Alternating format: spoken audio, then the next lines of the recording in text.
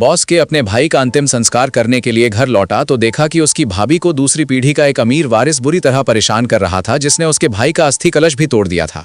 उसने तुरंत अपने भाई और भाभी से बदला लेने के लिए 2000 गुर्गों को बुलाया। इस बीच दूसरी पीढ़ी का अमीर वारिस आने वाली मुसीबत से अनजान अपना कहर जारी रखे हुए चिल्ला रहा था, बॉस आपने इतना बड़ा ऑपरेशन किया है, क्या चारों ट्रक आपके ससुराल वालों से भरे हुए हैं?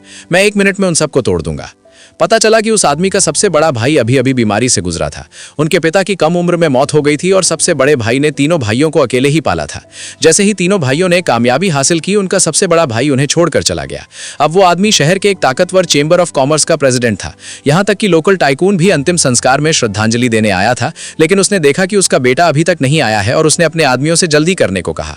उसे क्या पता था कि उसका बेटा कोई बड़ी मुसीबत खड़ी करने वाला है। उसी समय तीसरा भाई और उसकी भाभी अपने बड़े भाई की अस्थियां वापस ले जा रहे थे, तभी अचानक एक कार, तुम गाड़ी कैसे चला सकते हो? क्या तुम मेरी रक्षा कर रहे हो?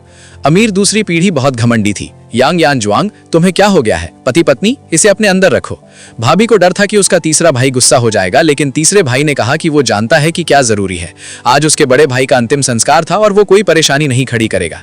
इसी समय अमीर दूसरी पीढ़ी को सबसे अमीर आदमी का फोन आया, जिसमें उसे तुरंत अंतिम संस्कार में आने के लिए कहा गया। लेकिन अमीर दूसरी पीढ़ी बहुत बेसब्र थी। मेरे पिता नहीं मरे हैं। इस समय तीसरे भाई ने अपना गुस्सा दबाया और अमीर दूसरी पीढ़ी से माफी मांगी, ये कहते हुए कि उसने उसकी कार को टक्कर मारी थी, और पूछा कि क्या वे उसे जाने दे सकते हैं।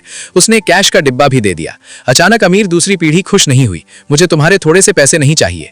फिर अमीर दूसरी पीढ़ी आगे बढ़ी और उस आदमी के चेहरे पर थप्पड़ मारा और कहा कि वो घुटनों के बल बैठकर माफी मांगे।